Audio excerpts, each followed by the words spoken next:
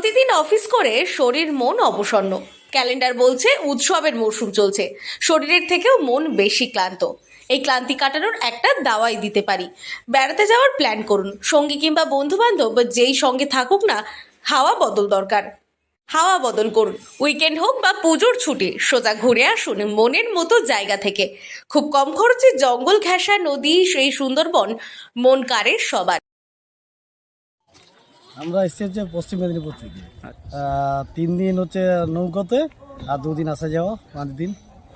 আজকে যেটা ভাবছি যে মোটামুটি এইখানে হচ্ছে পাখিরালয় প্রথমে এলাম, এখান থেকে ঘুরে টুরে তারপর হচ্ছে ঝড়খালি হয়ে তারপর হচ্ছে সজনেখালি হয়ে আজকে ফিরবো। আজকে 3 দিনের লাস্ট দিন আর কি।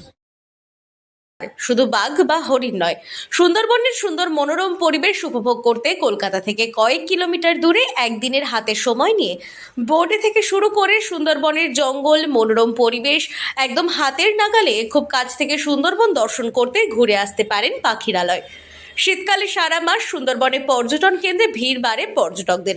মাতলা নদীর পাড়েও চলছে পিকনিকের দেদার আসর।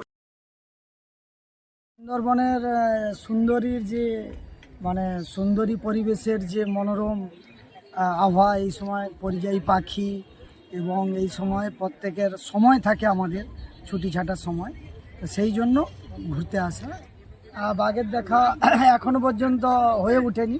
কুমির দেখেছি, আপনার হরিণ দেখেছি, আপনার বানর দেখেছি, আর আপনার পাখি দেখেছি।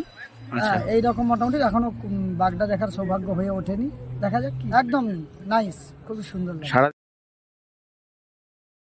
মানুষের যাতায়াত বেড়ে যাওয়া সুন্দরবনের এই সমস্ত পাখিরালয় এলাকার পর্যটন কেন্দ্রগুলিতে রাত্রিবাস করে এই খেয়া ঘাটে চলে আসেন পর্যটকরা। তারপর বেরিয়ে পড়েন সুন্দরবনের বনি ক্যাম্প, কলস ক্যাম্প বা দোবাকি ঘুরে সজনেখালি, সুধন্যখালি দেখার উদ্দেশ্যে। বোট বা লঞ্চে করে যাওয়ার পথে একবার বাঘের দেখা পাওয়া গেলে তাদের বাড়তি আনন্দ। কিন্তু সুন্দরবন গেলেই যে বাঘের দেখা মিলবে এমন ভাগ্য সবার থাকে না। তবে শীতে পাখিরালয় গেলে দেখা মিলতে পারে বিভিন্ন জীবজন্তুর, বিশেষত পাখির, আর ভাগ্য সহায় হলে বাঘও দেখা পেতে পারেন। সুন্দরবনের সবুজে ঘেরা দ্বীপগুলোর মধ্যে অন্যতম পাখিরালয়। এখানে রয়েছে পাখিরালয় বন্যপ্রাণ অভয়ারণ্য। ম্যানগ্রোভ অভয়ারণ্যের মধ্যে অজস্র পাখির দেখা মিলবে এই পাখিরালয়। তার সঙ্গে দেখতে পাবেন হরিণ, বুনো শূকর, বাদর, কখনো কখনো রয়্যাল বেঙ্গলেরও দেখা মিলতে পারে এখানে। তবে আপনি ইচ্ছে মতো এই অভয়ারণ্য ঘুরে বেড়াতে পারবেন না। জঙ্গলের কোর এলাকায় পর্যটকদের প্রবেশ নিষিদ্ধ। বাফার এলাকায় যেমন খুশি ঘুরতে পারেন এবং দেখা পেতে পারেন বন্য জন্তুর, কিংবা ওয়াচ টাওয়ারে বসেও জঙ্গলের জীববৈচিত্র্য ও প্রাকৃতিক সৌন্দর্য উপভোগ করতে পারেন। দক্ষিণ 24 পরগনা থেকে সুমন সাহার রিপোর্ট, লোকাল 18 বাংলা।